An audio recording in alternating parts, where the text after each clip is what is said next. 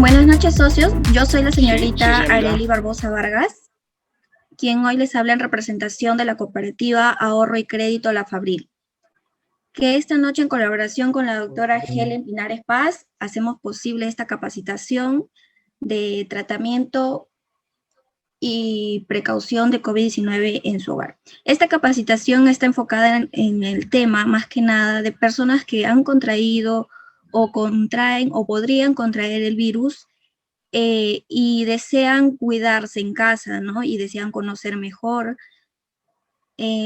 cómo se van a dar los cuidados y también cómo evitar la infección a otros seres queridos de nuestra familia, ¿no? Muy bien.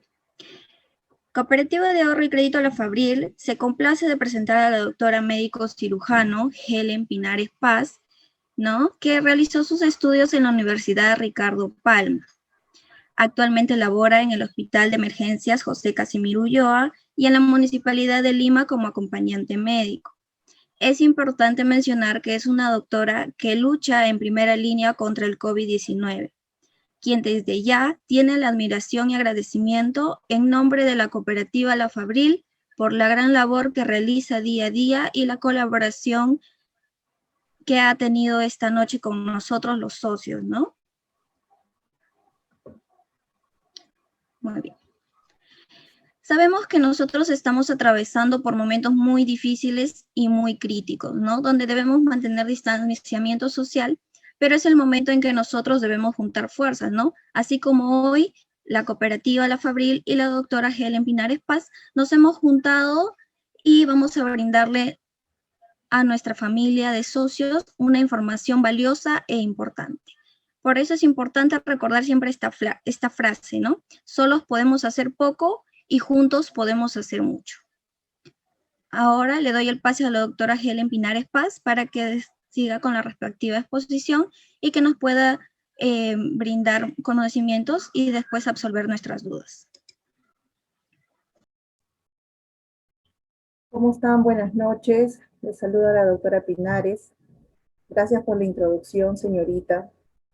Y sí, es cierto, en realidad, ante esta situación que venimos ya viviendo más de un año, ante la pandemia en la cual estamos atravesando, no solamente a nivel nacional, sino a nivel mundial, es necesario siempre, y agradezco la oportunidad de brindarme también un espacio como para poder llegar a todos los miembros y socios de la cooperativa, para poder apoyarlos y absolver algunas dudas que frecuentemente, a pesar de ya tener un año en esta pandemia, todavía hay dudas que están pendientes por resolver para cada uno.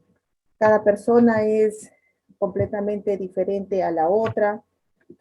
Los síntomas que se puedan presentar de una u otra persona, por más que sean miembros de la misma familia, es totalmente diferente, y en esta pequeña charla vamos a poder ver de qué manera cómo podemos actuar ante esta situación.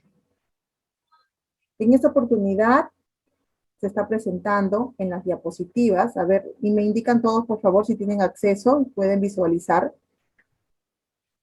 Sí, sí se visualiza. Ok. Es importante, más que el tratamiento, primero debemos empezar con la prevención.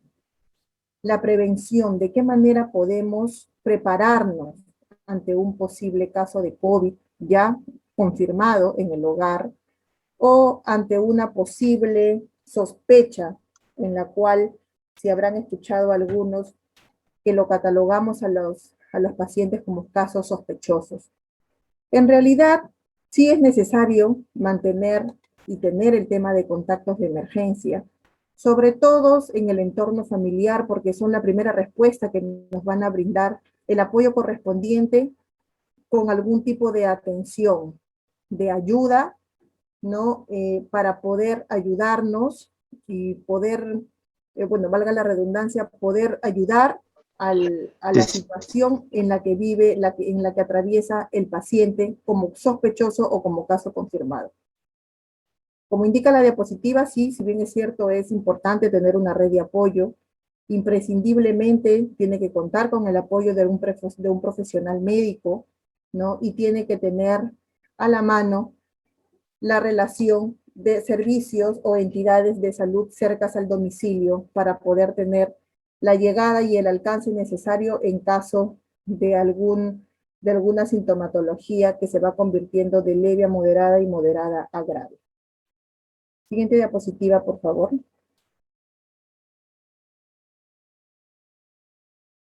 Ante esta situación, ¿cómo deberíamos prepararnos? ¿Qué deberíamos tener en casa? Si bien es cierto, decimos no a la automedicación, porque en realidad todos los pacientes al día de hoy vienen ya con un tratamiento que mayormente en los casos no se da por un profesional de la salud. A veces copian las recetas que le hizo bien a la amiga, a la prima, a la hermana, al papá, a la mamá, y pues en ese sentido a veces llegan algunas complicaciones. Pero sí es necesario de tener algunas previsiones en casa, como por ejemplo, en esta situación ante la pandemia y en esta situación de caso sospechoso o paciente sintomático, es necesario tener medicamentos que son habituales, que pueden estar en casa, como por ejemplo los analgésicos, los antipiréticos, que son los fármacos que uno puede, para poder ayudar a disminuir la temperatura. Es necesario tener suero, sales de rehidratación oral, porque hay muchos pacientes que pueden tener un problema digestivo o gastrointestinal, ¿no? Y definitivamente lo que más ayuda en cuanto al tema de la prevención son las mascarillas y todo lo que corresponde a la desinfección.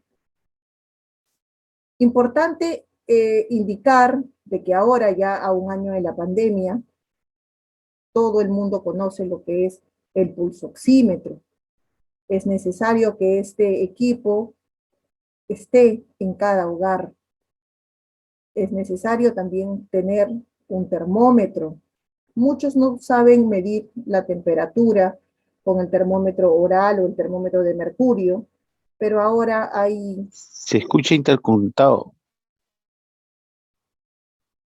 Ahora sí, ¿me escuchan? Sí, sí se la escucha claro, doctora. Ok. Hay ahora unos termómetros digitales que pueden ser de más fácil acceso y sobre todo de lectura para algunos pacientes que todavía no manejan los termómetros habituales.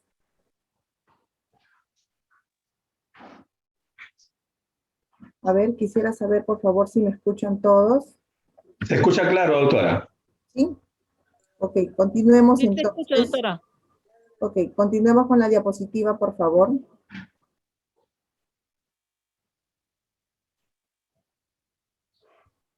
¿Qué otra situación deberíamos tener en cuenta y cómo deberíamos prepararnos ante un posible caso de COVID en el domicilio? Sí, si bien es cierto, es necesario poder acondicionar una habitación en la cual la persona sospechosa o ya con prueba confirmada que contraiga el virus pueda permanecer durante todo ese periodo de aislamiento para no contagiar e infectar al resto de la familia. Sabemos también que en muchos de los hogares a veces no se puede dar este acondicionamiento.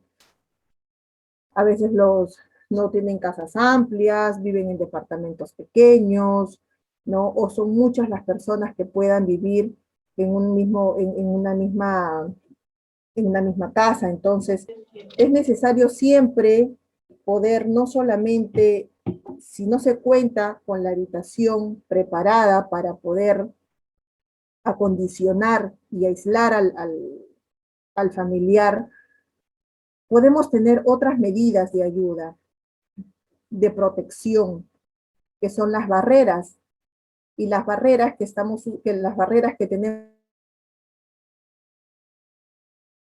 ¿no? Entonces eso es muy importante. Sí, está bien ahí en la diapositiva. Eso es muy importante, tener y poder contar en el domicilio durante este proceso de caso sospechoso con presentación de síntomas o de pacientes confirmados por infección de COVID-19.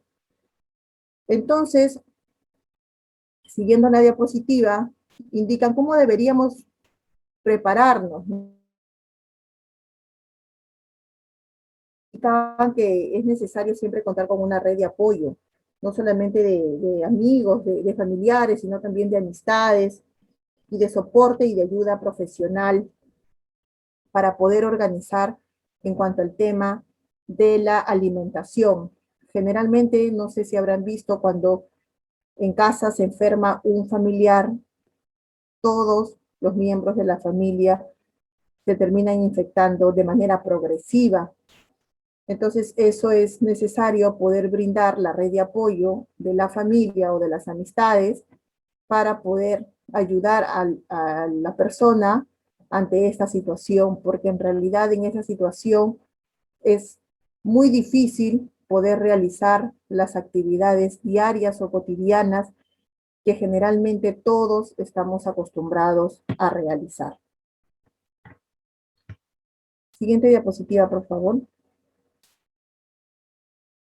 ¿Qué tenemos que hacer si tenemos un familiar enfermo de COVID? En primer lugar, hay que cumplir con el aislamiento y el distanciamiento y la desinfección.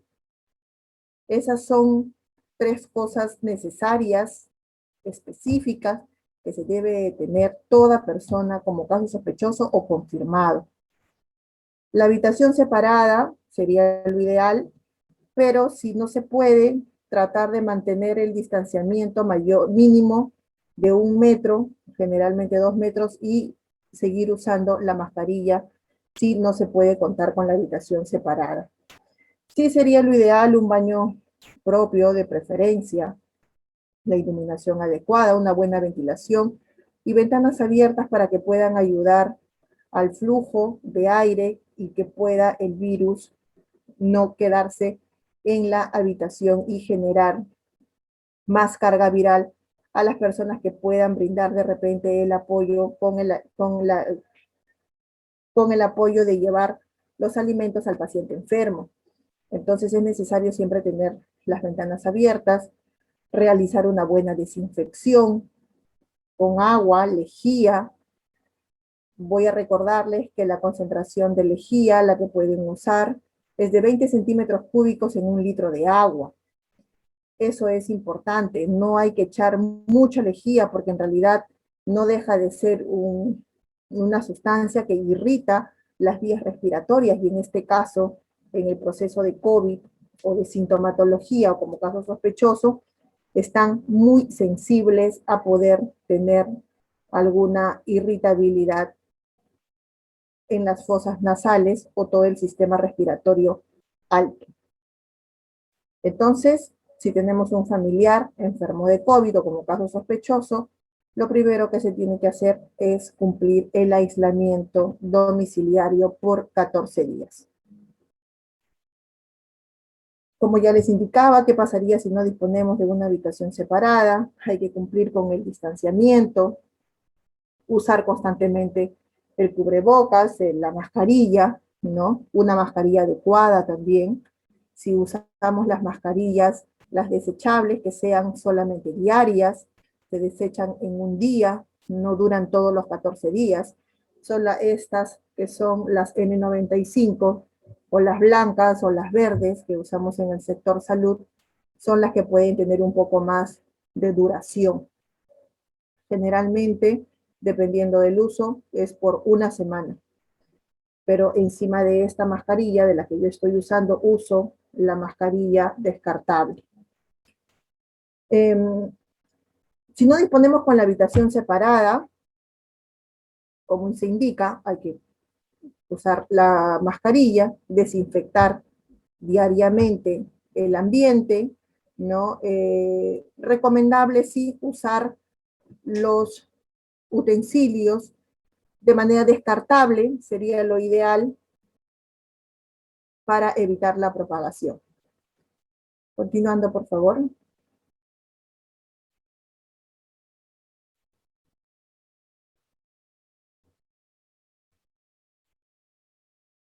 Esto es, básicamente, es un resumen de lo que ya les vengo explicando. Siempre mantener con el uso de la mascarilla, evitar el contacto directo con la persona o como enferma confirmada o como caso sospechoso, y cumplir con lo que corresponde a la desinfección del lugar o del ambiente. Ojo que esa desinfección la realiza una persona aparte, no lo puede realizar la persona que está enferma, no puede tener la persona contacto directamente con estas sustancias irritantes, porque las personas que están con este proceso de COVID no pueden realizar actividad física, y eso generalmente los lleva a alguna desaturación o alguna sintomatología un poco que cambia la sintomatología si en caso realizan este tipo de actividad, ¿no? Podrían estar en un periodo de aislamiento con sintomatología leve, pero al realizar todas estas indicaciones, en realidad el cuadro podría comportarse de manera moderada. Entonces, la persona encargada a realizar este tipo de desinfección y de ayuda a la persona que se encuentra en aislamiento, sería lo recomendable, pues, una persona que no sea vulnerable, que no tenga ninguna enfermedad. Generalmente, los más jóvenes son los que ayudarían en este proceso. Adelante, por favor.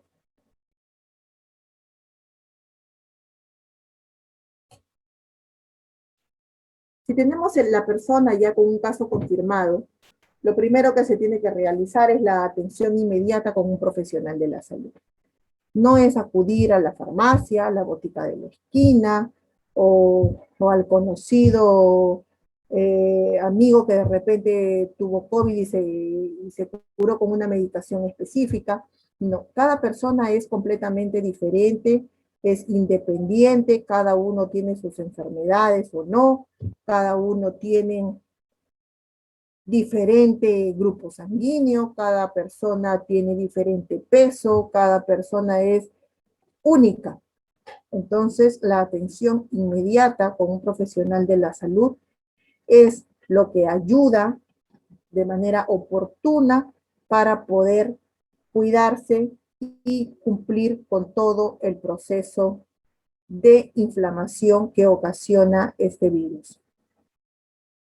Como se ya le ha indicado, la persona que necesariamente atienda al paciente enfermo o sospechoso, con sintomatología sospechosa para COVID, tiene que ser una persona no vulnerable, que tenga bajo riesgo, ¿no? Y que no tenga mucho contacto tampoco con el exterior, porque es una persona que podría ser un vector,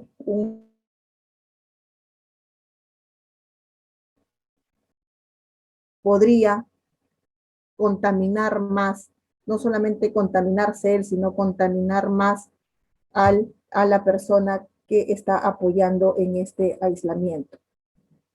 Adelante, por favor.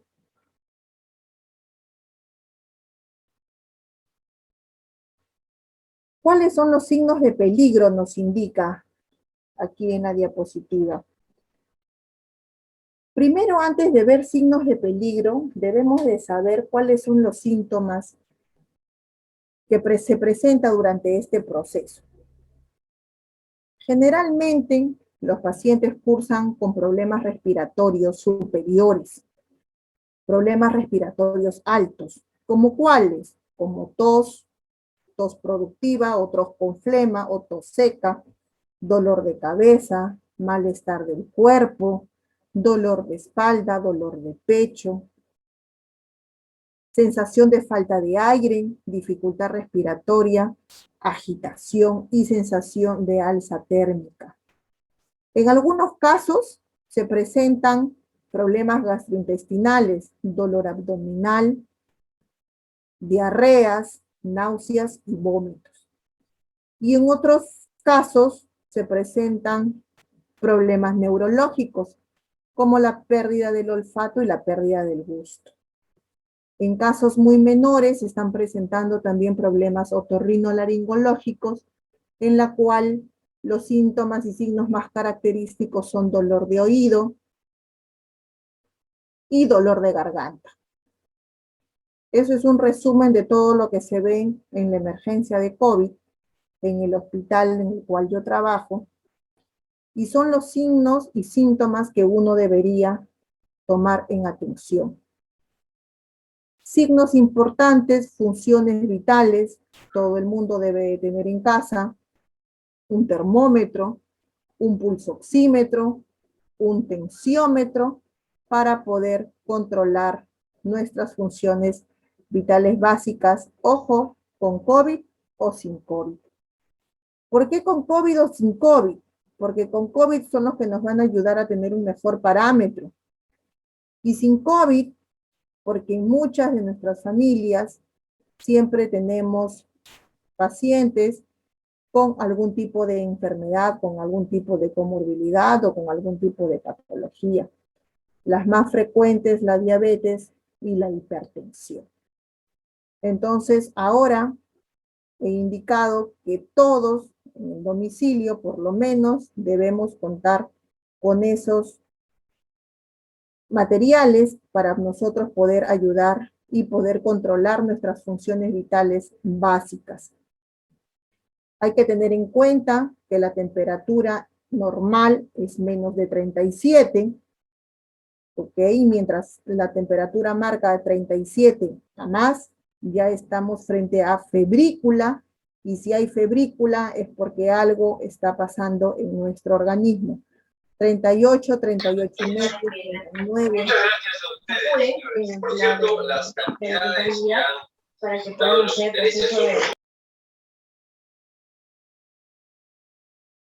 ¿Aló? Voy a seguir. Hubo algún problema por ahí. Como le indicaba, la temperatura es menor de 37, lo normal, 36.5, 36.3, 36.7. Si vemos que la temperatura está aumentando, 37, 37.3, 37.5, ya estamos frente a febrícula, a una febrícula, y eso quiere decir que algo está cambiando en nuestro organismo. Cuando ya tenemos temperatura mayor a 38, 38 y medio, debemos acudir a un centro asistencial. El pulsoxímetro mide dos parámetros. Mide la saturación de oxígeno y la frecuencia cardíaca. Parámetros importantes, funciones vitales básicas que toda persona ya a estas alturas en su mayoría conoce.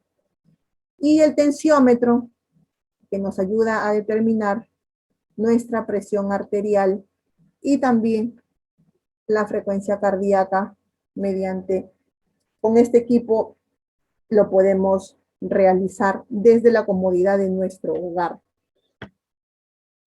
Ahora sí vamos a pasar a los signos de peligro.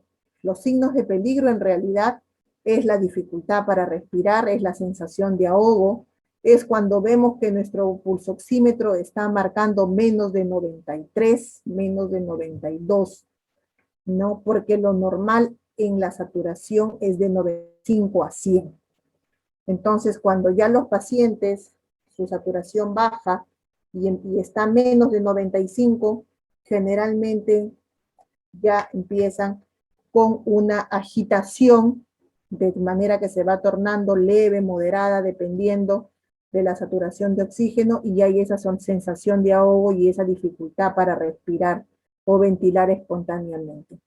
¿Por qué ocurre confusión? Confusión, sí, hay confusión porque nuestro cerebro necesita de oxígeno, y al haber una desaturación, una sensación de ahogo, dificultad para respirar, nuestro cerebro no se va a oxigenar y definitivamente el paciente va a estar confuso, quizás en alguno de los casos un poco desorientado también. Pérdida del habla o de movilidad, en realidad eso ya es un caso muy extremo, una desaturación bajo de 80, y eso pues es candidato, es un paciente ya grave que tiene que ser llevado a una unidad de cuidados intensivos específicamente.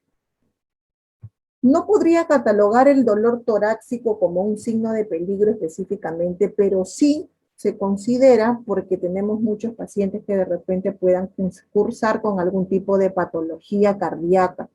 Entonces eso sí podría ser considerado más este proceso del COVID un signo de peligro importante. Ante estos signos, síntomas que se han presentado, que se han indicado, inmediatamente la persona tendría que comunicarse con un centro asistencial de inmediato. Adelante, por favor.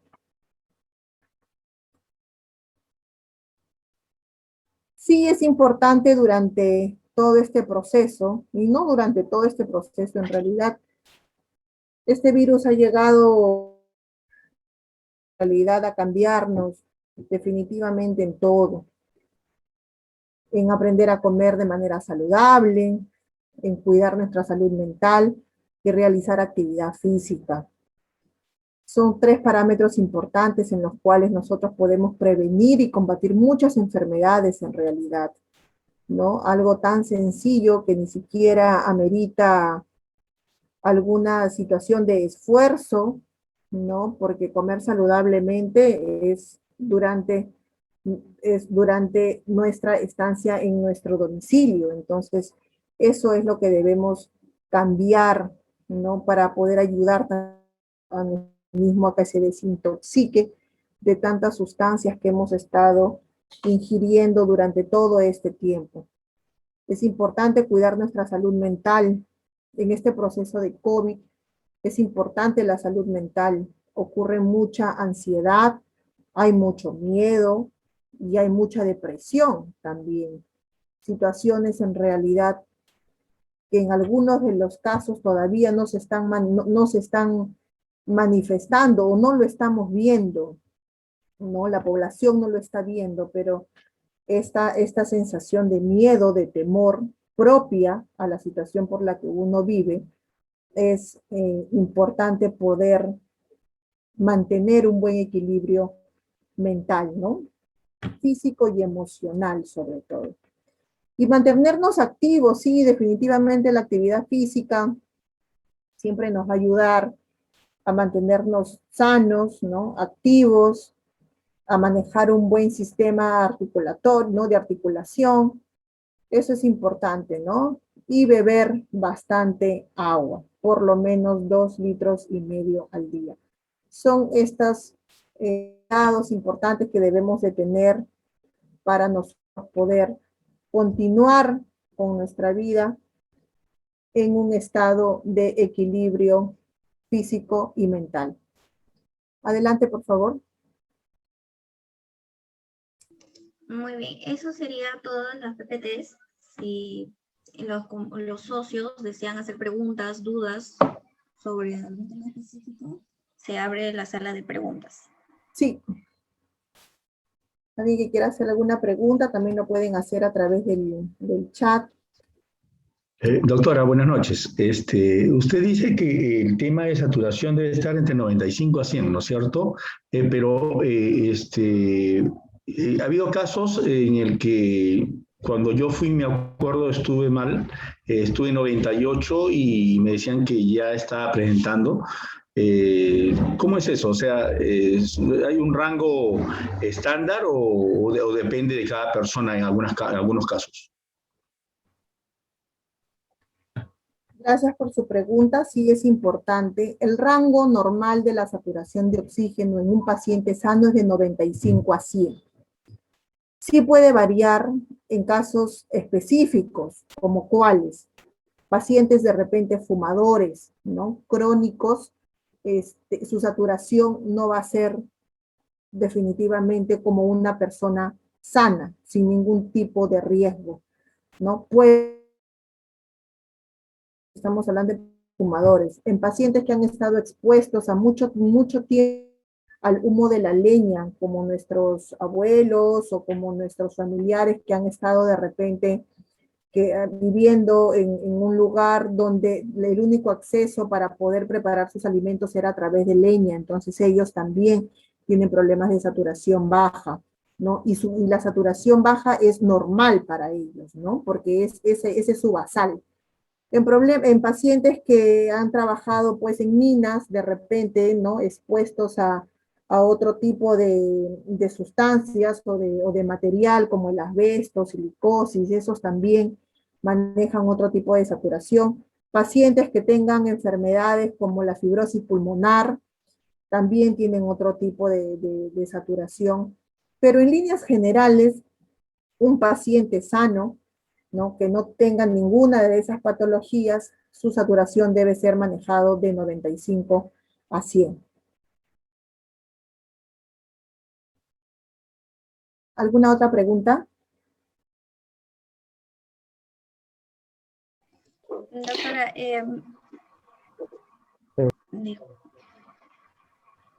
disculpe, yo quería que si nos podía compartir un poco más de su experiencia viviendo el día a día en el hospital de emergencias, ¿no? De cómo se ven estos pacientes, cómo llegan, ¿no? Y todo el tema que sucede ahí. Ok, perfecto. Acá hay una pregunta importante del señor Juan Jiménez que indica qué hacer en caso de una emergencia y en qué caso es una emergencia, dice, ¿no? Para ser atendido en los hospitales. Eso es una pregunta muy interesante y eso es algo que en realidad sí se ve día a día en los hospitales.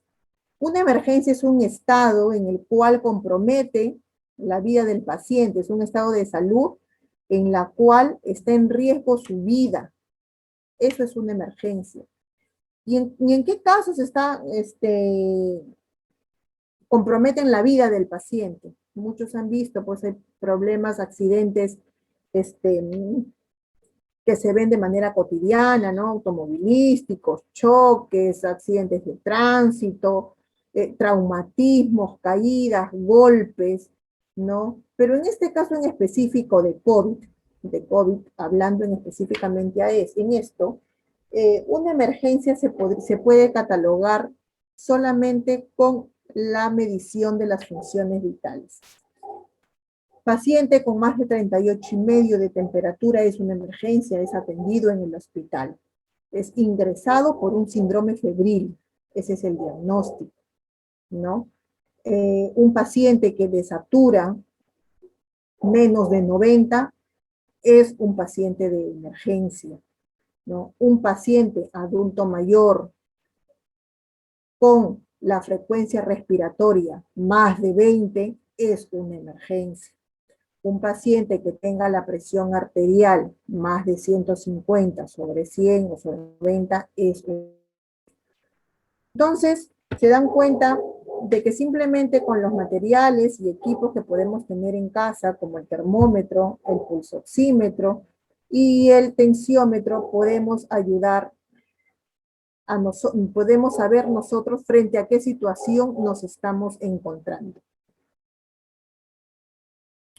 Ahora, respondiendo a la pregunta, señorita, que me hizo, según la experiencia que se ve en el hospital, definitivamente, pues, en el hospital, en estos casos de COVID, hay pacientes que lamentablemente ya a más de un año de la pandemia están llegando muchos que se están automedicando, ¿no? Se están automedicando y están llegando ya de manera críticas. Antes llegaban pacientes desaturando menos de 95, lo más bajo era hasta 90, pero generalmente ahora están llegando a la emergencia pacientes saturando 45, 48, 55, 60, que en realidad pues ya ni siquiera son candidatos para ingresarlos a hospitalización. Esos pacientes son candidatos para ingresarlos a una unidad de cuidados, ¿no? Intensivos, como la UCI, o pues en realidad pacientes que son ya para intubación, candidatos a intubación. Entonces eso es lo que estamos viviendo día a día, ¿no? Lo que se evidencia en la emergencia. Llegan muchos casos de síndromes febriles, en realidad generalmente son los adultos más jóvenes que llegan con estos picos febriles, que generalmente suelen ser tratados de manera ambulatoria y en domicilio, cumpliendo todos los cuidados que ameritan, ¿no? Hay una pregunta aquí que está haciendo Andrés Mogollón y pone 150/100, no lo escuché bien, lo puede repetir. Sí, en los casos de las crisis hipertensivas, 150/90, 160/90, 160/100, ya son catalogadas como crisis hipertensivas y eso es una emergencia y eso tiene que ser atendido en el hospital. Doctora, buenas noches. ¿Cómo está? Buenas noches. Doctora, una consulta que la verdad que tengo la duda porque los doctores todavía no me... Yo sé que cada organismo, cada ser humano, cada organismo es diferente, pero no, todavía no se explican. Yo llevé a mi señora con 90 de saturación. Ya ella inclusive había tomado las medicinas que le dio un doctor, que es un paquete para el COVID. Y bueno, parece que estuvo bien 5 días, pero después tuvo un problema de neumonía. O sea, avanzó una neumonía por dentro, a pesar de la medicina. Entonces, como usamos el saturador y todo, le medimos a 90. Entonces me la llevé porque tengo un sobrino que es médico, me dijo, tío, tráela para acá y ya hay que internarla para que no se agrave. Y le sacaron placa y tenían el 40% inflamados sus pulmones, tienen una neumonía ya, le internaron.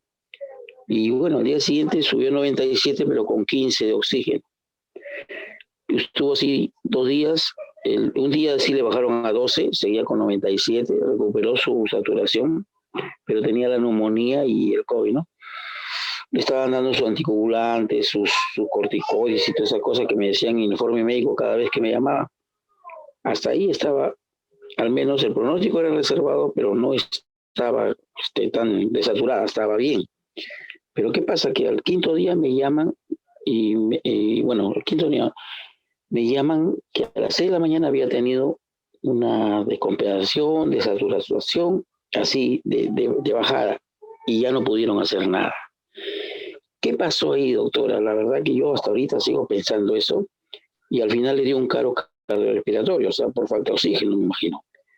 ¿Qué, con la experiencia que usted tiene, qué pasó ahí? Porque hasta ahorita estoy con la duda de eso. Sí, señor, mire, se ven tantos casos en el hospital, en realidad sí, todo depende del sistema inmunológico de la persona. Depende mucho de las enfermedades previas, de la alimentación que haya tenido durante toda la vida, ¿no? Son muchos factores en realidad que involucran la mejoría, ¿no? de cada paciente. Ahora, sí, si bien es cierto, ingresó al hospital, muy probablemente seguro ya por el 40% ya nos da un cuadro de neumonía y el paciente ingresa porque ya la infección, el proceso viral ya se torna infeccioso por la neumonía, ¿no es cierto? Entonces, por más que se tengan los medicamentos y todo el cuadro necesario de soporte que se brinda a cada paciente, en realidad es de eso nada más, es un soporte. El hecho de que su esposa haya estado con 15 litros de oxígeno, ¿no? Muy probablemente con máscara de reservorio, ¿no? Y con el 40% que ingresó, yo no sé si tuvo alguna otra tomografía de control, y generalmente cuando este virus ingresa producto de una ya irreal y hace una neumonía, generalmente este virus suele abarcar mucho más porcentaje, ¿no? En el pulmón. La ventaja de tenerlos al familiar en el hospital es poder realizar todos estos exámenes. No solamente son de imagenología, sino también de laboratorio. Y eso es importante, ¿no? Sí, probablemente le haya sucedido eso a su esposa. Le han indicado que tuvo un paro cardiorrespiratorio, probablemente por la agitación que presentaba en ese momento. Queda seguro usted tiene mucha duda por qué cosa es lo que pasó, pero yo le voy a indicar de que a veces los pacientes tenemos una idea muy equivocada de las cosas. El hecho de que nuestro familiar esté saturando 97, pero a 15 litros, es malo eso, es un factor de mal pronóstico, ¿no? Lo ideal es que sature más de 95 sin oxígeno, no con 15 litros, y con 15 litros muy probablemente tenía ya que ser candidata a una intubación o a pasar a otro ambiente como el área de UCI, porque no hay, lo que continúa con la administración de oxígeno ya a 15 litros es eso, ¿no? Es otro ambiente de lugar y de manejo. Lamentablemente, seguro, en el lugar donde ha estado hospitalizada no contaban probablemente con esa área, porque hay mucha demanda de verdad, y en la mayoría mucho de los pacientes terminan falleciendo esperando una cama UCI, ¿no? Doctora, buenas noches. Dos consultas. Dígame, ¿cómo está? Buenas noches. La primera es, ¿qué opina de la ivermectina? Y la segunda, ¿qué opina sobre las vacunas? Que todavía no lo contamos, pero ¿cuál es el porcentaje que nos puede ayudar al ser humano? A ver, señor Jaime, antes de responder su pregunta, voy a acá responder una pregunta que ha hecho la señora Zoraida Aguirre, que indica: buenas noches, gracias por la información. ¿Cómo puedo distinguir entre un contagio que pueda resultar ser esta enfermedad de COVID-19 u otra enfermedad vírica? Ante este contexto, señora Zoraida, de más está decir, todo es preferible pecar de exagerado que de confiado. Ante esta situación, ante la pandemia, ahorita todo es COVID, aunque se demuestre lo contrario, y toda sintomatología o signo que suele presentar cada persona, es preferible mejor realizar el descarte. Las enfermedades víricas suelen cursar con temperaturas muy altas, pero también durante este proceso del COVID. Entonces es necesario siempre, por precaución, mantener el aislamiento y todo lo correspondiente a la desinfección y medidas de protección. Es en realidad, los procesos virales suelen llegar, ingresar, ¿no? Provocar la sintomatología y retirarse. En un proceso de COVID suele la enfermedad llegar, ingresar, reproducirse, dañar, lesionar más órganos, aumentar los síntomas, y es por eso que el periodo de observación de 14 días corresponde para poder diferenciar este tipo de situación, de la viral al proceso de COVID específicamente. Ahora, continuando con la pregunta del señor Jaime Navarro, vamos a empezar con el tema de la ivermectina. En muchos países en realidad ya se han realizado estudios de muchos años anteriores. La ivermectina no es un fármaco nuevo, es un fármaco que se ha usado toda la vida como antiparasitario, que al inicio en realidad indicaban de que que su administración indicaba la inhibición de la multiplicación del virus en el organismo. En realidad, cuando recién salió ese reporte, se venía utilizando de esa manera, y de alguna u otra manera, que no está comprobado todavía en algunos pacientes, indicaban sentir leve mejoría. No está nada dicho, no hay nada confirmado. Como le indico, es un antiparasitario, y este proceso en el cual vivimos nosotros es un proceso viral que puede cambiar a infeccioso, ¿no es cierto? Pero se han estado usando de manera descontrolada, podría decirse, porque no solamente lo han estado usando en dosis para consumo humano, sino en dosis veterinaria incluso, ¿no? Causando mucho daño también en alguno de los pacientes, llevándolos a otro tipo de sintomatologías, y en algunos de los casos podían ocurrir hasta algún tipo de intoxicación por medicamento.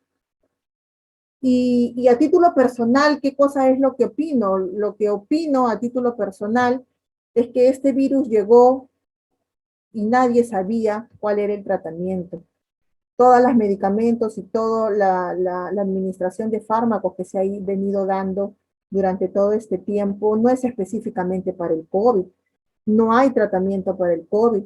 El tratamiento que se brinda a todos los pacientes son medicamentos que se han usado toda la vida, siempre. Y el tratamiento que se le brinda son para los síntomas que presenta cada uno. Solamente eso. Para tratamiento de COVID no hay, no existe, todavía no lo tenemos. Entonces, por eso siempre es importante realizar y tener bien los síntomas, saber diferenciarlos. En este periodo de 14 días, cuando uno está en su casa, solo, en 4 paredes, ¿no? Evaluándose propiamente uno mismo, sintiendo cómo es el latido cardíaco, sintiendo su respiración, dándose cuenta qué tipo de síntomas van presentando, dónde le está doliendo, cómo es el dolor de cabeza, ¿no? En este proceso de aislamiento ayuda mucho a uno a autoevaluarse, ¿me entiende? Porque si uno está realizando sus actividades diarias, normales, cotidianas, laborales, uno no se da cuenta. Pero en este proceso sí es un poco más minucioso, por eso es que ayuda mucho la autoevaluación, y así, de esa manera, nos pueden también a nosotros orientar como profesionales de la salud cuáles son los síntomas que en realidad se presentan en cada uno de los pacientes. Hablando ahora por el tema de las vacunas, no solamente por el tema de las vacunas les voy a indicar, sino también el tema de las pruebas. No hay ninguna vacuna 100% segura, no hay ninguna prueba 100% exacta o específica, no existe. Las dos tipos, hablando en cuanto a las vacunas que se administran hoy en día, son vacunas que se han dado, se han creado para un virus en específico, no para otro tipo de mutaciones, no para otro tipo de cepas. ¿Me entiende? Entonces eso nos queda todavía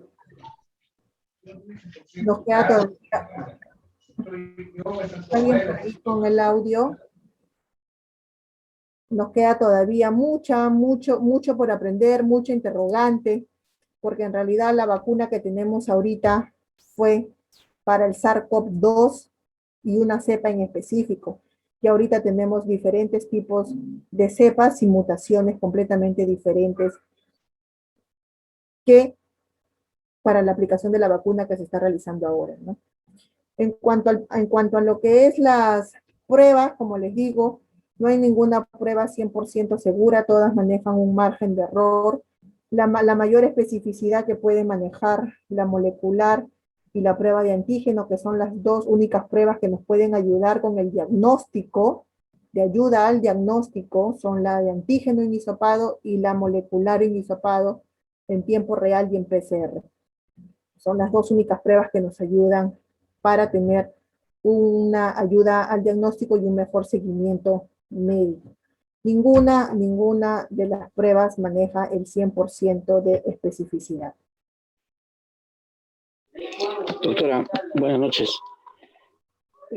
Doctora, o sea, en resumen, el virus, como usted dice, es una pandemia, es un virus nuevo, no hay cura para esto ahorita todavía. El médico lo que poco o nada puede hacer, porque mucho va a depender de nuestro organismo.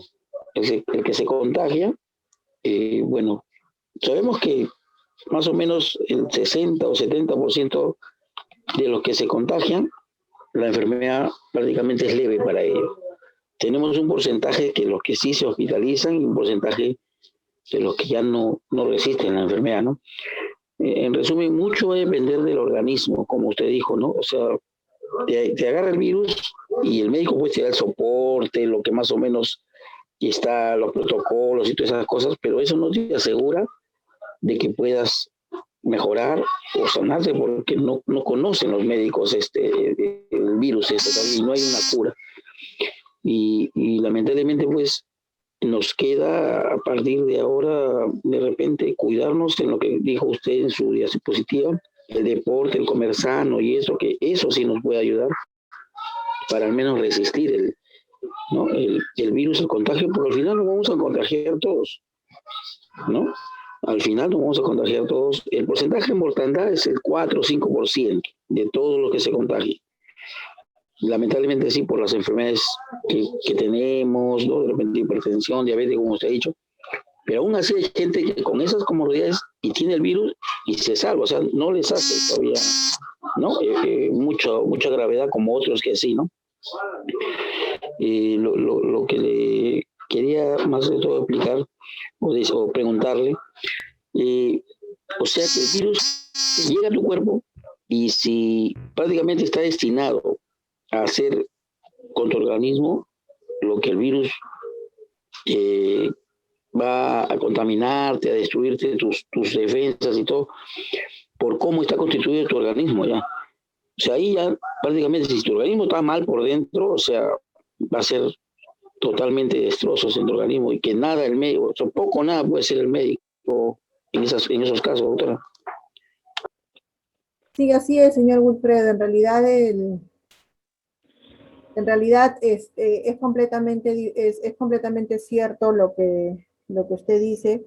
Todo, en realidad, como les he dicho, todo depende de nuestro sistema inmunológico, de las defensas de cada uno.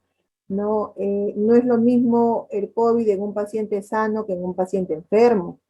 No es lo mismo el COVID en un diabético controlado, en un COVID con un diabético no controlado.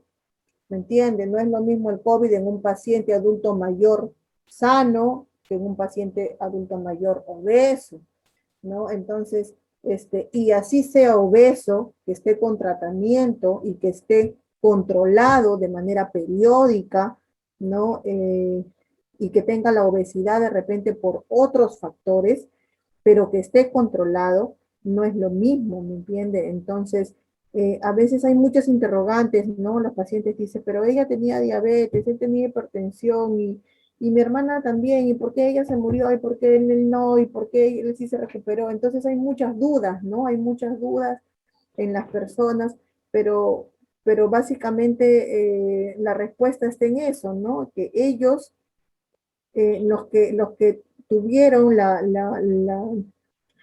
oportunidad de salvarse, de repente fue porque podían tener su patología, pero sí contaban con sus controles, ¿no?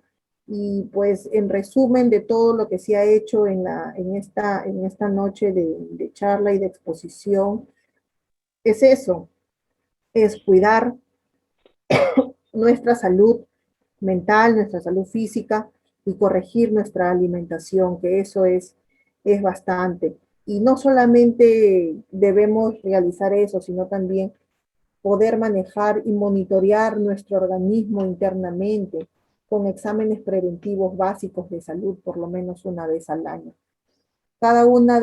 Una pregunta importante que yo siempre hago a todos los pacientes cuando llegan a emergencias, les pregunto, ¿cuándo fue su último chequeo preventivo básico? Y en su mayoría, ninguno me dice, doctora, el año pasado, ninguno. Generalmente responden hace 3, 4, hace 5 años, hace 8 años. Mi hijo tiene 10 años, doctora, la última vez que me hice mi chequeo fue para el parto.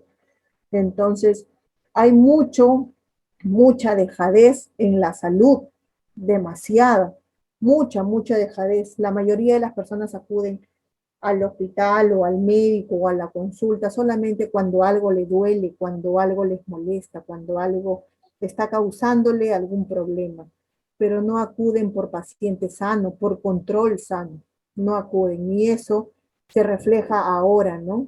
En la cantidad de pérdidas que tenemos a nivel nacional y a nivel mundial.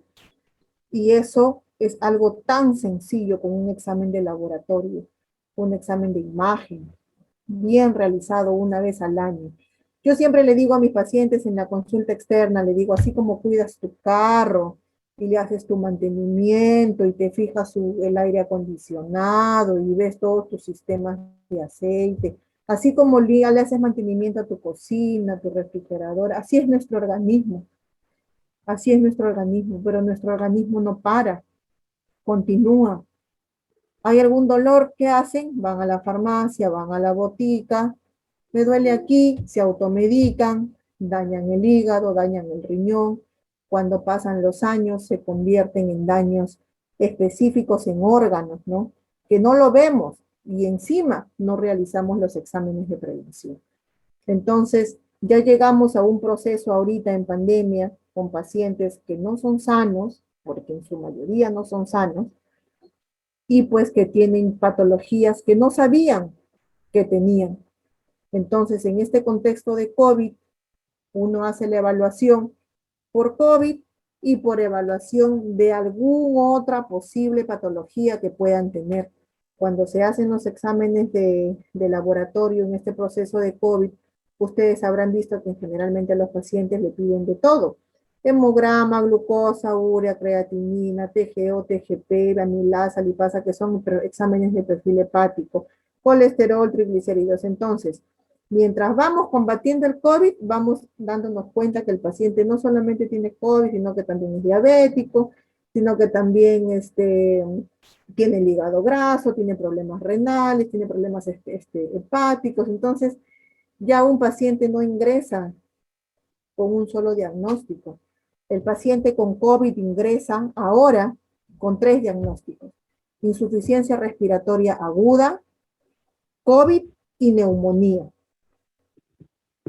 ¿no? Entonces hay que tener en cuenta bastante y poder realizar su evaluación y chequeo médico preventivo. Una vez al año es lo que pide nuestro cuerpo, solamente una vez, para poder estar bien. Y es como nuestra carta de garantía, ¿no? Uno se hace sus exámenes una vez al año y dices, ya estoy bien hasta el otro año. Llega el otro año y lo mismo, lo propio. Porque todo se puede combatir si uno lo detecta. Si uno desconoce, no podemos hacer nada. A ver, una pregunta que me hace acá el señor Juan Jiménez. ¿Por qué utilizan intubación? Porque el paciente no aguanta, debe haber otra forma de tratar. Muchos muertos no dicen nada. Nadie dice nada, oxigenando naturalmente. No, hay mucho desconocimiento con el tema de la saturación y la oxigenación. En la mayoría de los pacientes, yo entiendo que en la mayoría de los pacientes uno tiene mucho miedo de llevar al paciente al hospital, déjenme decirle, mucho temor, porque dicen, llevan al hospital, no, ya es para morirse. Lo que pasa es que el paciente, la familia del familiar en un proceso de COVID, cuando lo tienen en casa, piensan que el paciente, teniendo al paciente con tus 3, 4 balones, con el oxígeno a 15, pero lo ves en 95, con su máscara de reservorio, agitado, con dificultad respiratoria, pero está bien. Porque marca 95, está bien. Falso, eso no es así.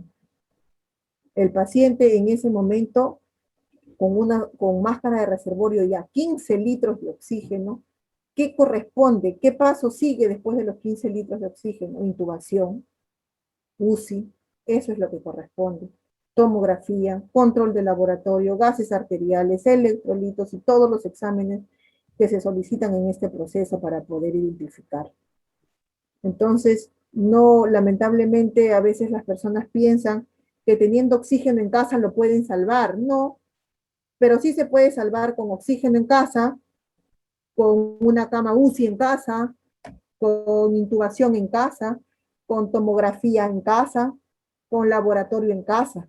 Y en realidad, con todas esas situaciones, no podemos encontrar en el domicilio y es por eso que el paciente tiene que ser hospitalizado. A ver, Guaco Pacheco dice, doctora, ¿qué opinión merece los altos picos de muertes por COVID? ¿Cómo nos protegemos los que tenemos que salir a trabajar todos los días? Sí, hay demasiado. Ahorita estamos en todo tenemos bastante demanda de pacientes en realidad. Generalmente atendemos en un turno 80 pacientes, 100 pacientes, 120 pacientes en un turno de 12 horas, ¿no? En turnos de 24 horas se multiplica. Y eso que la cantidad de pacientes que están llegando ya están llegando en casos muy graves. Y cómo se pueden proteger, ¿no? Para salir a trabajar todos los días, ¿no? Hay que usar una mascarilla adecuada en realidad. les soy bien sincero, hay que usar la mascarilla adecuada. Las mascarillas de tela no ayudan, no cumplen con la barrera, no cumplen con los parámetros establecidos. Eh, Pueden usar sus mascarillas de tela, pero tienen que usar sus mascarillas o las descartables o las N95, las KN95 o las N95. Esas son las únicas que nos pueden dar la garantía de evitar, por lo menos, disminuir la probabilidad del contagio, pero no la elimina. Siempre va a haber un margen en el cual podemos estar propensos a contagiarnos también, ¿no?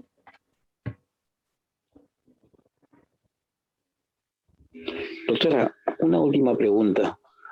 Bueno, en la experiencia que yo he tenido, yo he estado con mi señora hasta el final, he estado con ella, le he llevado de todo. He tenido la penosa tarea de ir a reconocer el cadáver donde están todos hospitalizados ahí de COVID.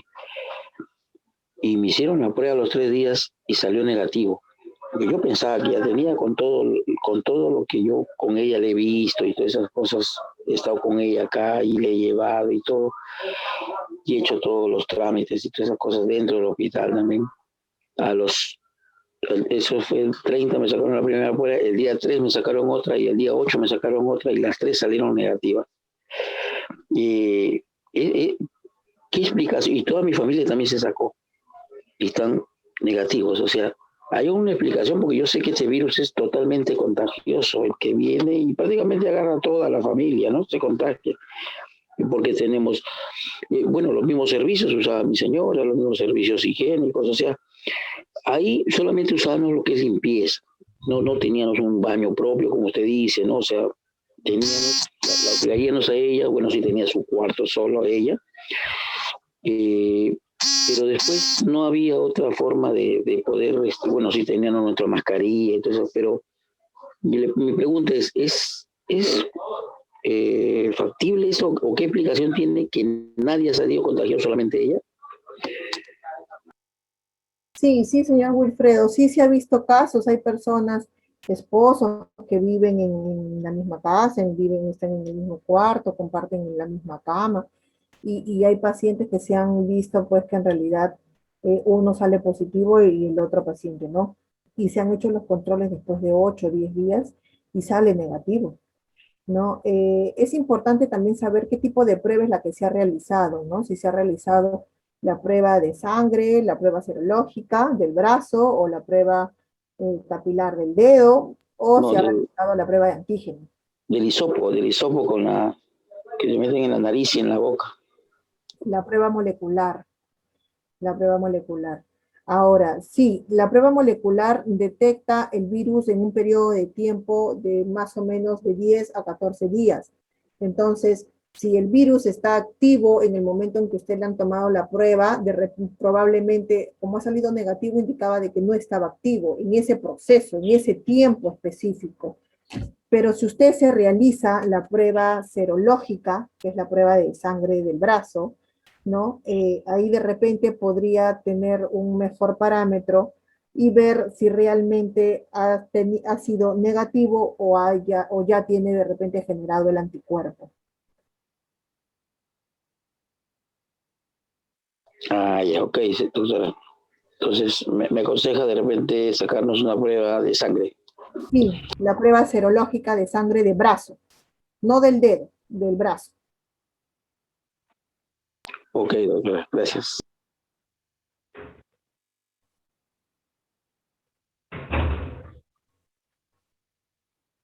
¿Alguna otra pregunta?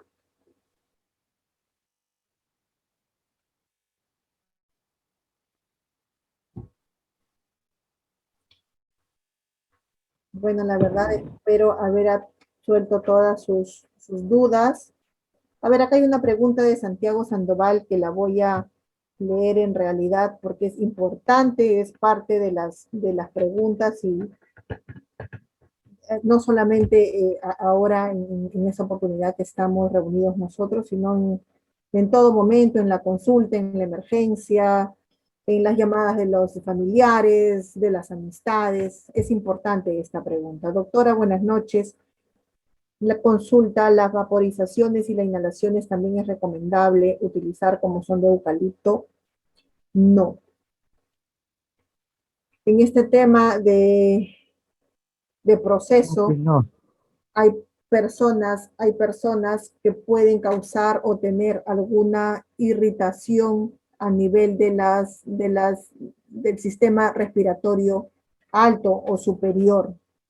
No es lo recomendable usar el eucalipto, muchos utilizan incluso hasta el mentolatum, el Vivaporú, y hacen sus nebulizaciones o incluso lo toman, ¿no?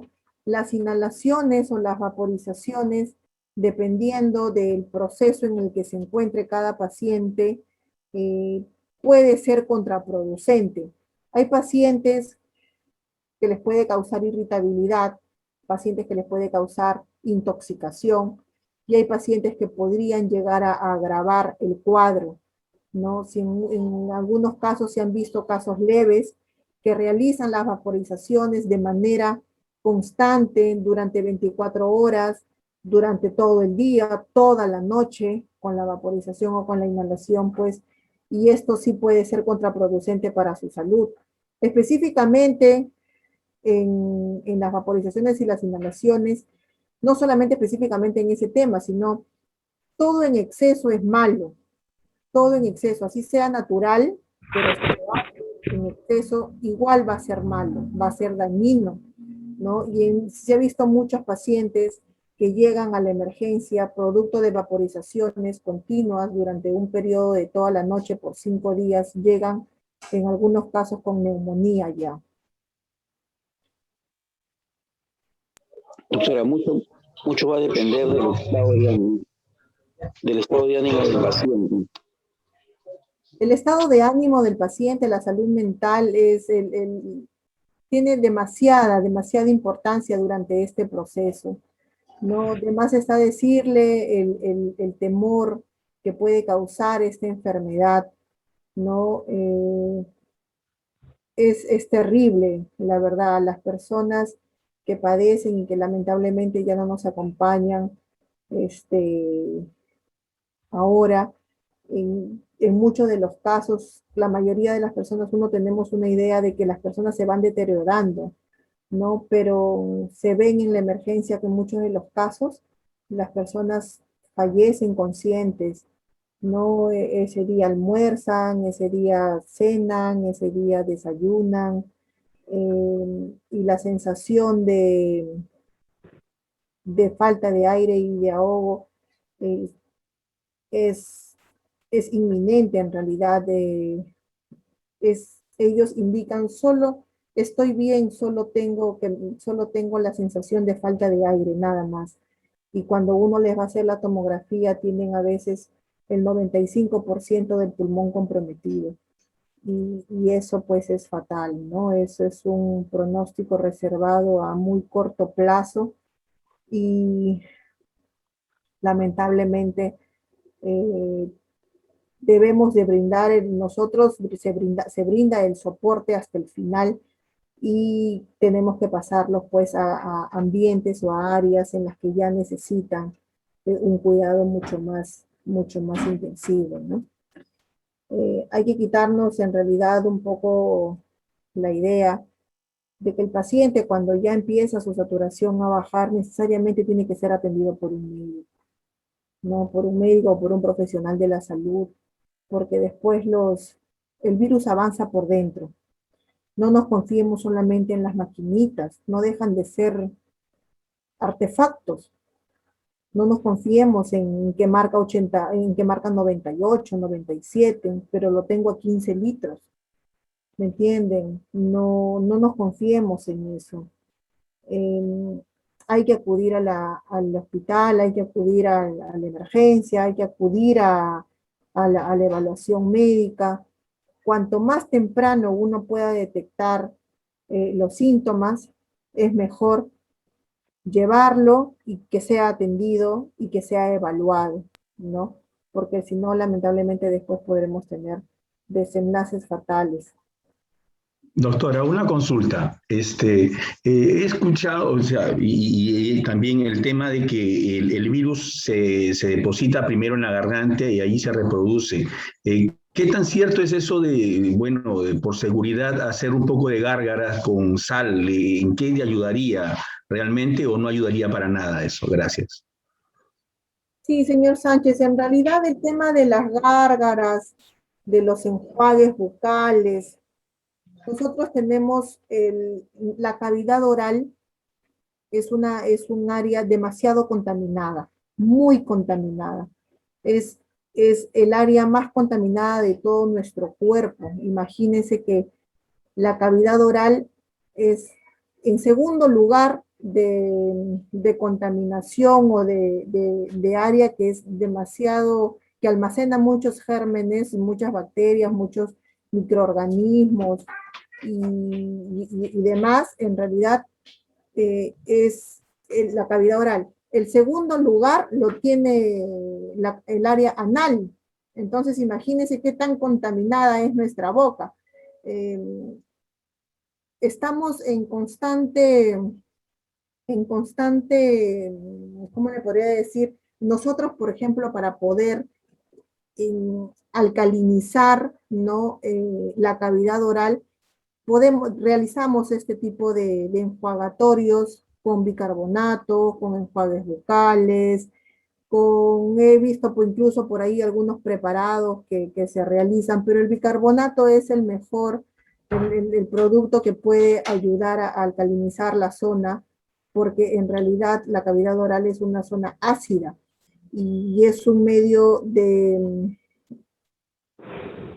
es un área en la cual puede incrementar todos el proceso viral, infeccioso, que pueda crecer con mayor facilidad en esa área, ¿no? Entonces, realizarse los enjuagatorios con bicarbonato ayudaría al canalizar el área vocal, el área oral para poder eliminar esos gérmenes, ¿no? O bacterias que se puedan. Gracias, doctora.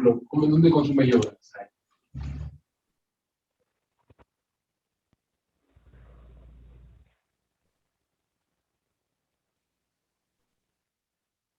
Mario Calle pregunta si la boca es muy contaminada con la mascarilla, esta situación se acrecienta. Con la mascarilla, en realidad, el tema del uso de la mascarilla no solamente es para evitar la propagación, o sea, no solamente es para evitar el contagio, sino también para evitar que nos contaminen, que nos infectemos. En este caso, los pacientes, hay algunos pacientes que estando enfermos, estando de repente con síntomas leves, salen, ¿no? Se exponen a la calle y ellos piensan de que saliendo con una mascarilla piensan de que no se van a contagiar, o que ya no van a seguir contagiando porque están protegidos con mascarilla. El objetivo del aislamiento no es de que, y el uso de las medidas de protección, no quiere decir de que ya no va a contagiar, sino que se va a seguir contagiando el paciente, se va a seguir llenando de más virus, y eso sí es fatal, ¿no? Es contraproducente. Él no garantiza nada, no, todo adentro tiene que estar ese. ¿Cómo, señor Jiménez? No, doctor, ustedes conversando con mi señora, tenemos que utilizar mascarillas adecuadas, no de tela, dice la doctora, digo. Claro, hay que usar mascarillas adecuadas, las mascarillas de tela no nos ayudan, Sí, por eso no nos protegen. sí, por eso mi esposa me pregunta qué dice la doctora, digo, no debemos utilizar de tela, y quedas así, ¿no? Quirúrgico, le digo. Así es, señor, sí. Doctora, muy buenas noches. Yo la consultabas, o sea, esta consulta que le hacía que la boca es contaminada con mascarilla, la situación se acrecienta, me refería a uno que ya tiene el virus, ¿no? O sea, tiene el virus, usted me dice que adicionalmente la boca es la que mayor contaminación tiene una persona, y si tuviera el virus, o sea, se complicaría más con usando mascarillas, entiendo, ¿no? En todo caso, o no, o sea, esa es la pregunta. No, porque es el virus que ya tiene, ¿no? O según los síntomas podría ser catalogado como un caso sospechoso ante la pandemia que estamos viviendo ahorita. Es propio de lo que él vaya a retener en su organismo. No quiere decir de que usando la mascarilla sale el virus, de ahí vuelve a ingresar y se vuelve a seguir llenando más virus. No, no es así. No es así. Doctora, al principio de la pandemia se tenía la idea de que el virus entraba a tu organismo por las nariz o boca y se alojaba ahí por lo menos 4 días, 5 días antes de ingresar a tu organismo, a los pulmones. Y se decía que, bueno, por ahí podías atacarlo primero para matarlo por ahí. Ahorita eso ya está descartado. O sea, el virus entra y a veces puede entrar de frente a tus pulmones o a tu organismo, ¿no? Sí, así es. A veces, generalmente, dependiendo de cómo se encuentre cada persona, puede ingresar directamente a los pulmones, puede ingresar directamente a otros órganos, ¿no? Como problemas gastrointestinales. Hay algunos pacientes que no tienen problemas neurológicos, no sé si han escuchado que hay pacientes que no pierden el olfato, no pierden el sentido del gusto. Hay pacientes que no tienen compromiso pulmonar, nada en ningún sentido. Hay pacientes que tienen solo compromiso gastrointestinal, ¿no? Hay pacientes que llegan, que no desaturan, hay pacientes que tienen síntomas leves, moderados y severos, ¿no? Entonces, como le digo, con cada persona es completamente diferente, cada persona es totalmente diferente a la otra, así sea el hermano, el hijo, el papá o la mamá.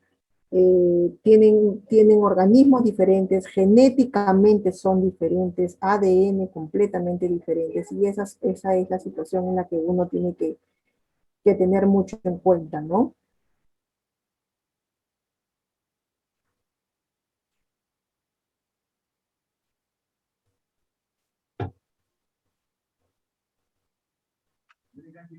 Bueno, señorita.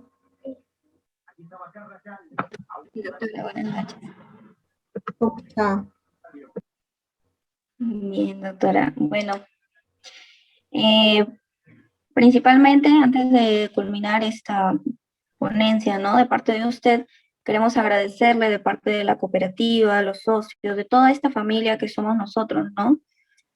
Somos una cooperativa, debemos colaborar entre nosotros y como ya lo dije en un inicio, la admiramos, ¿no? Por el hecho de que usted trabaja día a día frente a pacientes COVID, se expone continuamente a pacientes COVID y es por eso que le agradecemos mucho que se haya dado un tiempo para nosotros, un tiempo para poder compartir con nosotros.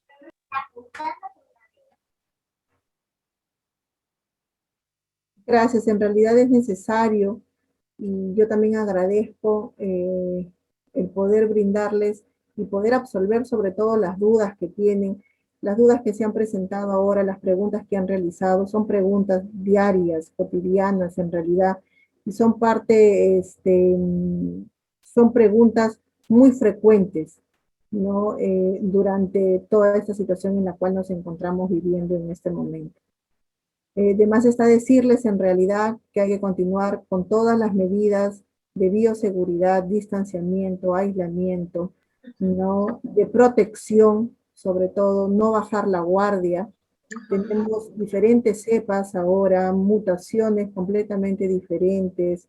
Está atacando este virus no solamente a nuestros adultos mayores, a todo grupo etario en realidad, ¿no? Hay que continuar con todas las medidas, evitar aglomeraciones, evitar estar en ambientes cerrados, ¿no? Con personas que en realidad uno debe de pensar siempre de que todo paciente puede ser sospechoso o confirmado, ¿no? O COVID positivo. Si pensamos así, en realidad vamos a continuar nosotros con esa protección que tenemos, pensando de que todos pueden ser de repente un caso sospechoso.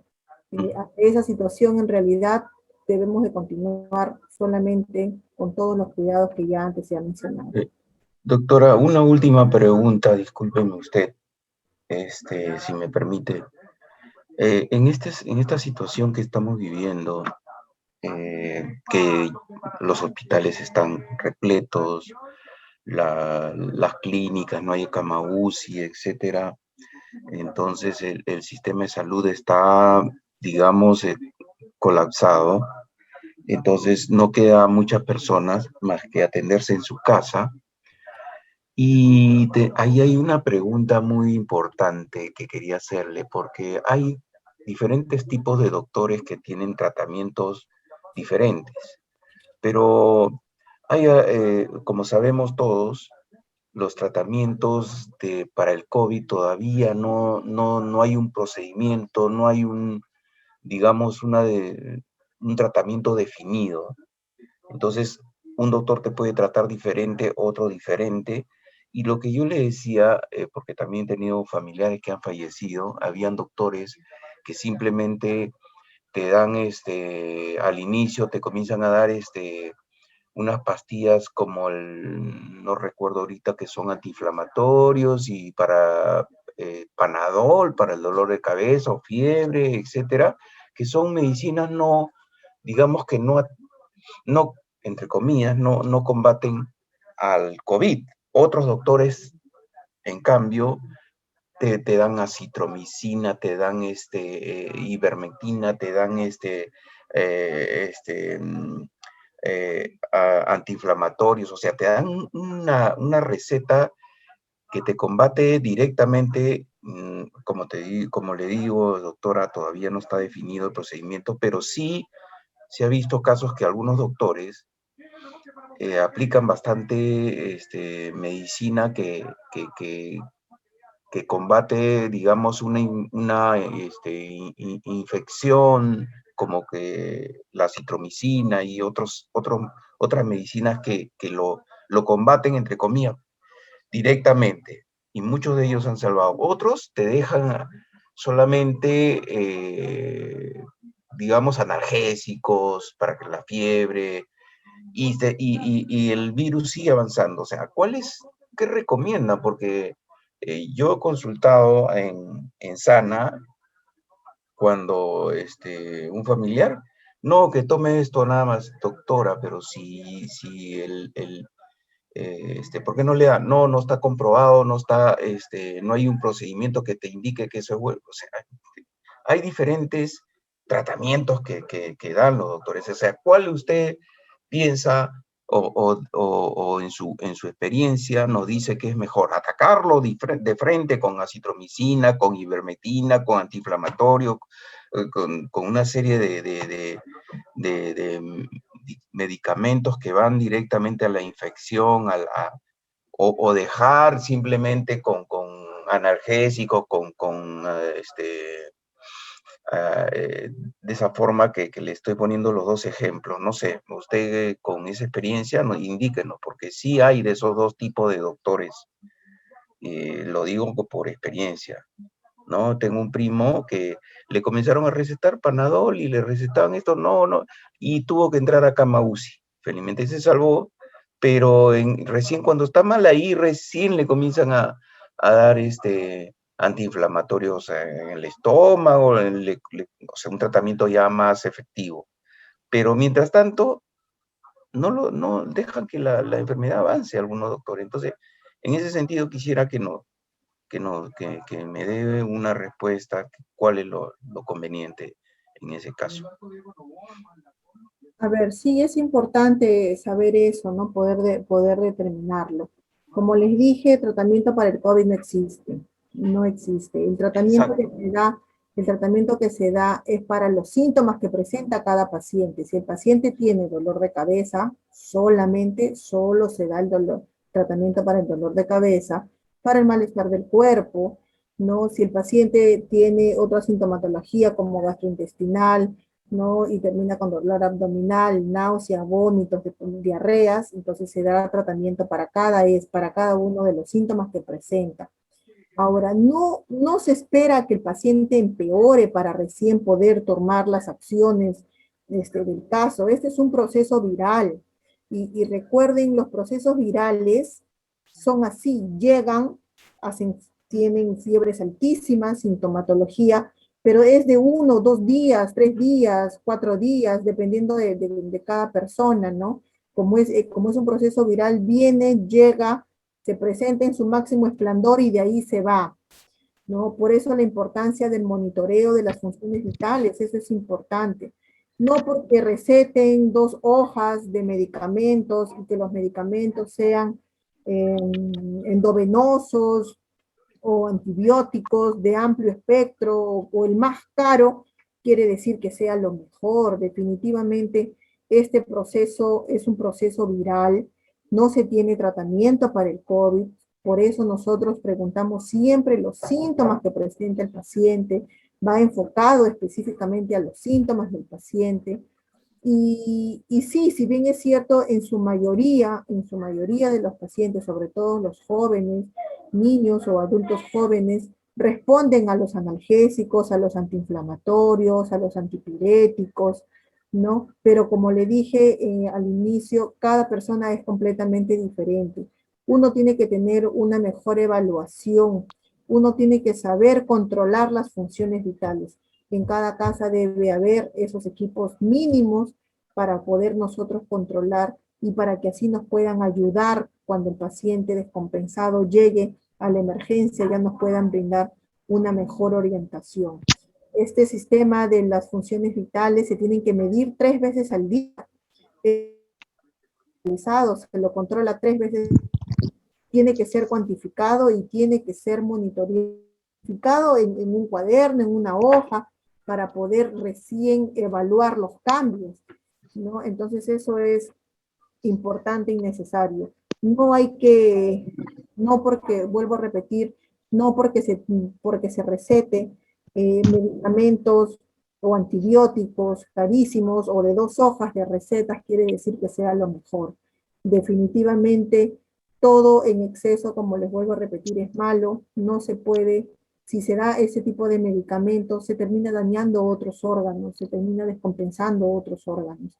Y eso, más COVID, podría ser contraproducente, y por eso es que generalmente a veces muchos de los pacientes llegan a la emergencia y a veces en estados muy críticos en realidad.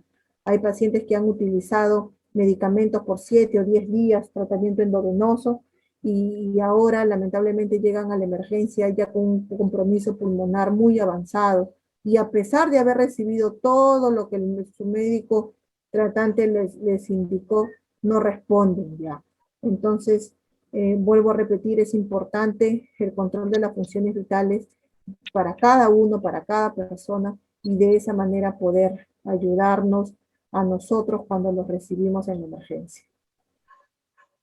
Muy bien, de acuerdo, gracias. Doctora, una última pregunta, disculpe. En una persona adulta, con mi caso, ¿qué tan útil es el tomar como un preventivo la aspirina diariamente? Bueno, es la que dice...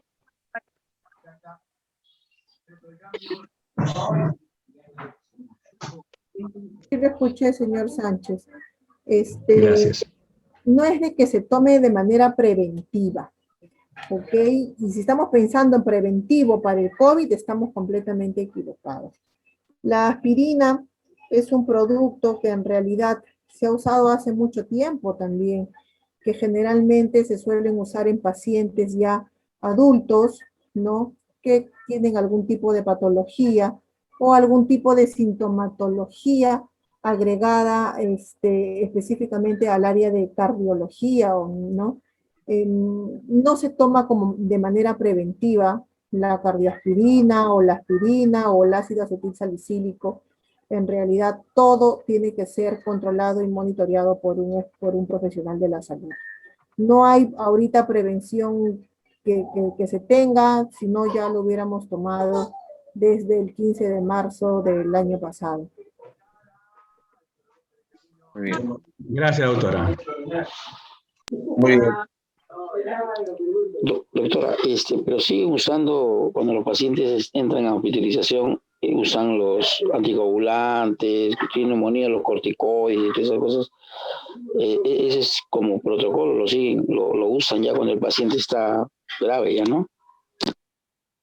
Sí, en realidad los anticoagulantes se usan porque en este proceso del COVID en realidad ataca mucho al sistema circulatorio, al sistema sanguíneo, ¿no? Hay problemas de coagulación, alteración en la coagulación, entonces para evitar esto se usan los anticoagulantes.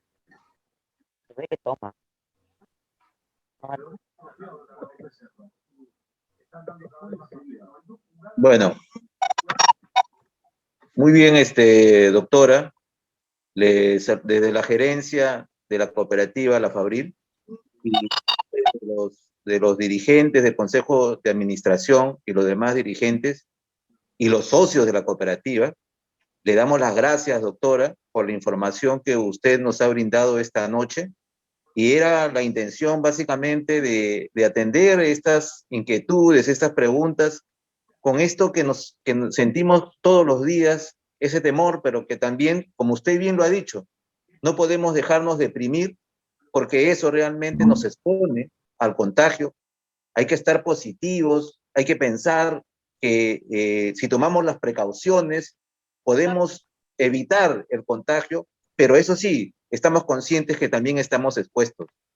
Y tiene mucho que ver que mejoremos realmente, como también coincido al 100%, en la calidad de alimentación que debemos cambiar realmente, ¿no? Porque nos hemos excedido y creo que estamos pagando muy caro esa factura, pero esperamos y sabemos de que estamos reflexionando y bueno, realmente encomendarnos a Dios que nos proteja, a nosotros, a la familia, y en este caso hemos querido compartir su experiencia de usted con los socios de la cooperativa, porque ha sido una motivación de los dirigentes del Consejo de Administración, los comités de la cooperativa, de tal manera de poder compartir esta noche esto que nos preocupa tanto en la familia.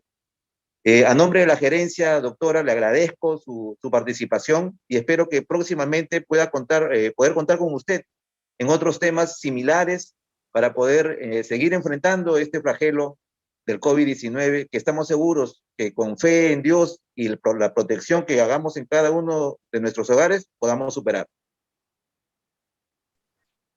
Muchas gracias, señor. Muchas gracias también. Gracias por sus palabras.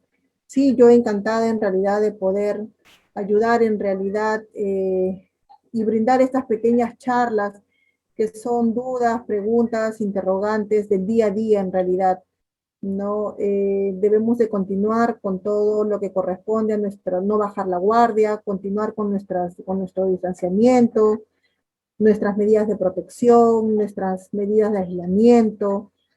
Acudir a un profesional de la salud es lo más adecuado. Ante la primera aparición de síntomas, es mejor, como siempre digo, pecar de exceso que de confiado.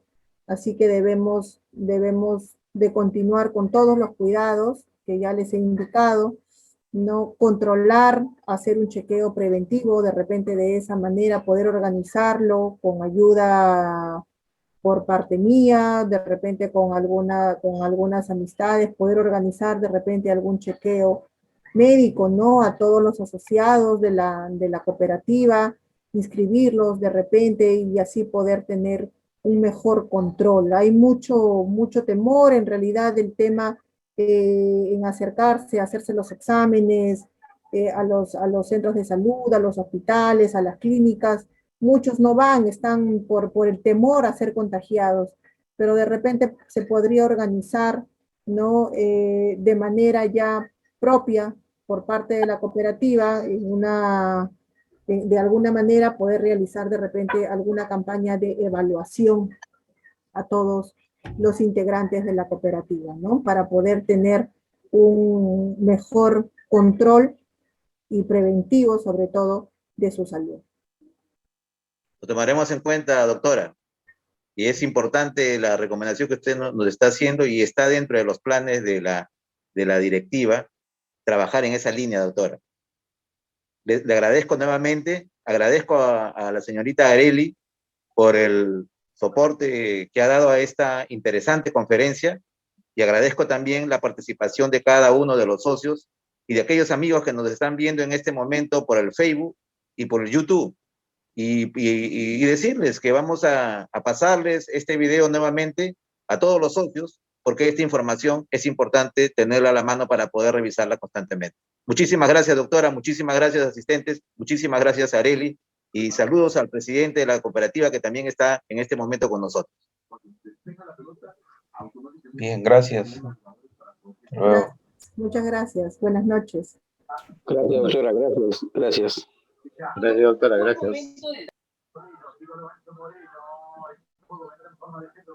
Muchas gracias, doctora. Estaremos coordinando con nuestro gerente para seguir alimentándonos de esta importancia de cómo cuidarnos. Muchas bendiciones y buenas noches. Buenas noches. Muchas gracias. Hasta luego. Gracias, buenas noches. Gracias, buenas noches. Gracias, Arely. Muy buenas noches. Gracias a ustedes por estar presentes.